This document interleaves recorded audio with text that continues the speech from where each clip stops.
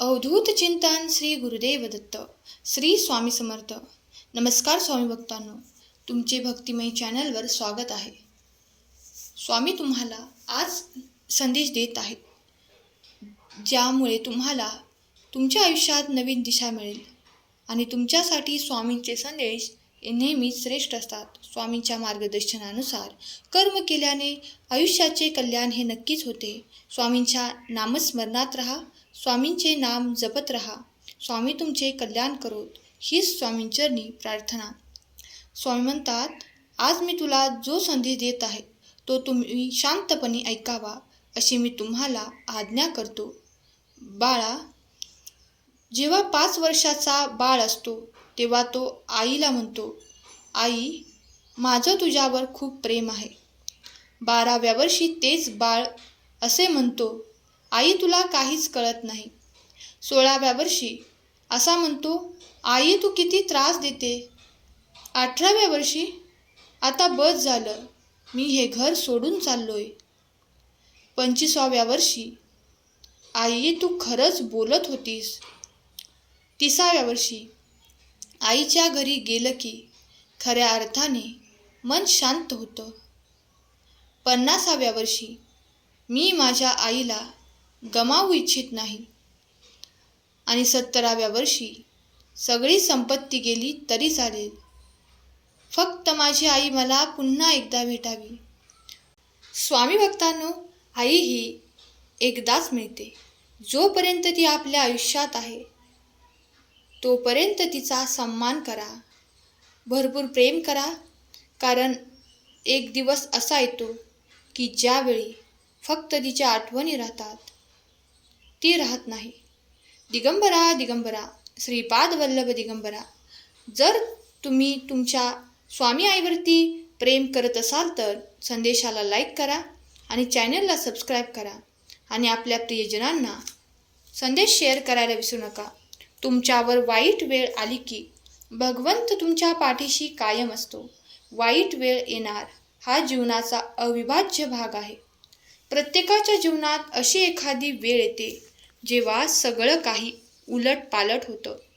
आर्थिक अडचणी, नातेसंबंधातील ताणतणाव, आरोग्याच्या समस्या किंवा इतर कोणत्याही संकटाचा सामना आपल्याला करावा लागतो. अशावेळी मानसिक आरोग्य राखणं अत्यंत महत्त्वाचं असतं. मनावर येणाऱ्या या भाराचा परिणाम आपल्या शरीरावर होत असतो आणि शारीरिक आरोग्यावर परिणाम होऊन ते बिघडू शकतं. म्हणूनच स्वामी भक्तांनो, वाईट वेळ आली की काही गोष्टींचा अवलंब केल्यास त्यातून सावरणं हे आपल्याला सोयीचं होत असतं आणि सोपं होतं. त्यासाठी आपण काय करायला पाहिजे, आज तेच आपण या संदेशातून ऐकणार आहोत. तत्पूर्वी चॅनलला सबस्क्राईब केले नसेल तर चॅनलला सबस्क्राईब करा. वाईट वेळ आली की सर्वात प्रथम आपल्या दृष्टिकोनाची तपासणी करा. आपला दृष्टिकोन हा आपल्या अनुभवावर मोठा परिणाम करतो. जर आपण नेहमी निगेटिव्ह विचारांमध्ये दडलेले असू तर ती वाईट वेळ आणखीनच कठीण वाटू शकते. म्हणूनच सकारात्मक दृष्टिकोन ठेवण्याचा प्रयत्न करा. पॉझिटिव्ह राहा. स्वतःला नेहमी सांगत राहा की ही वेळ तात्पुरती आहे आणि ती लवकरच निघून जाणार आहे. जरी परिस्थिती कठीण असली तरी त्यात काहीतरी शिकण्यासारखं नक्कीच आहे. सकारात्मक दृष्टिकोन तुम्हाला या काळातून सावरण्याची शक्ती देतो. जर तुम्ही सहमत असाल तर होय, मी सहमत आहे टाईप करा. भक्तांनो, स्वतःला वेळ द्या. वाईट वेळ आली की आपण खूप दबावाखाली असतो. अशा परिस्थितीत स्वतःला वेळ द्या. खूप जास्त महत्त्व द्या. कधी कधी थोडा वेळ स्वतःसाठी काढा आणि शांतपणे विचार करा. योगासन केल्याने सुद्धा मन शांत होते. नामस्मरण करा. भगवंताचे ध्यान करा. भगवंत आपली साथ कधीच सोडत नाही. सहमत असाल तर माझा देव माझा पाठीराखा असे टाईप करायला विसरू नका. आणि हा संदेश तुम्ही शेवटपर्यंत ऐका. स्वामी म्हणतात, बाळा, आपल्या भावनांचा विचार करा आणि त्यांना जाणून घ्या. जर तुमच्याजवळ आवडती गोष्ट करण्यासाठी वेळ असेल तर ते करा. तुम्हाला ताजेतवाने करेल आणि तुमच्या मनातील निगेटिव्हिटी समाप्त करेल. कठीण परिस्थितीत स्वतःला एकटं पडू देऊ नका.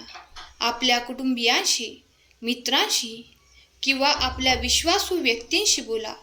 त्यांच्यासमोर आपल्या समस्या मांडल्याने मनातील ओझं हलकं होतं.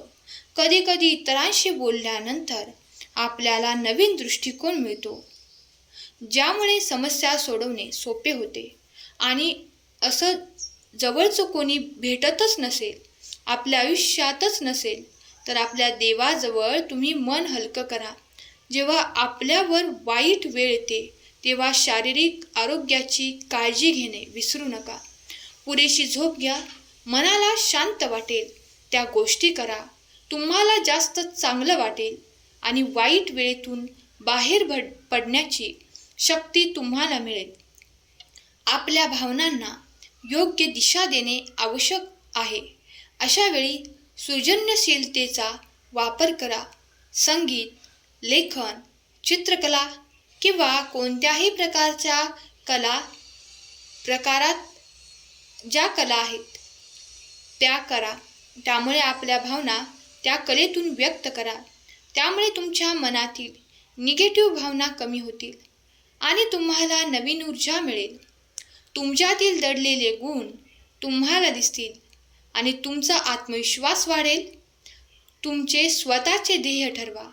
अनेकदा वाईट परिस्थिती आली की आपल्याला वाटतं की सगळं संपलेलं आहे.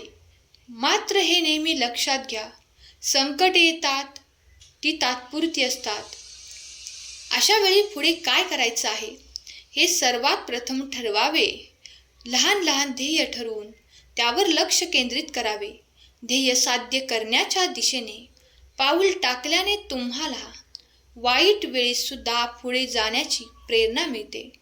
ध्येय साध्य करण्याचा प्रयत्न केल्यास आपल्याला आपला गमावलेला आत्मविश्वास परत मिळतो. आहे त्या परिस्थितीचा स्वीकार करणे म्हणजे महत्त्वाचे असते, कारण गोष्टी आपल्या हातात नसतात आणि त्या आपण बदलू शकत नाही. पुढे जाण्याचा प्रयत्न करा आणि त्या परिस्थितीचा स्वीकार केल्याने मनाचा ताण कमी होतो आणि पुढे जाण्याची ऊर्जा आपल्याला मिळते. धीर धरा हे आवश्यक आहे. वाईट वेळ ही तात्पुरती असते, पण ती नक्कीच संपणारी असते. असे स्वतःला सांगा की तुम्ही या काळातून सावरणार आहात. धीर आणि संयम ठेवल्यास तुम्हाला या काळातून बाहेर पडण्याची एक नवीन ऊर्जा मिळेल. विश्वास ठेवा भगवंतावर, स्वतःवर, आपल्या क्षमतांवर. या वाईट काळातून नक्कीच तुम्ही बाहेर पडाल. कधीकधी संकटे आपल्यातील सामर्थ्य दाखवतात, त्यामुळे संकटांना घाबरू नका. त्यांच्यावर विश्वास ठेवा आणि तुम्ही त्यांना नक्कीच हरवू शकता, कारण आपला देव आपल्या पाठीशी आहे आणि आपल्या देवाला अशक्य असे काहीच नाही. भविष्याचा विचार करा, चांगले कर्म करा, ध्यान करा, सर्व काही शक्य होईल. अशक्य असे काहीच नाही. आजचा संदेश शेवटपर्यंत ऐकल्याबद्दल धन्यवाद. केलेली सेवा स्वामींचरणी अर्पण करते. श्री स्वामी समर्थ. जय जय स्वामी समर्थ. श्री गुरुदेव दत्त.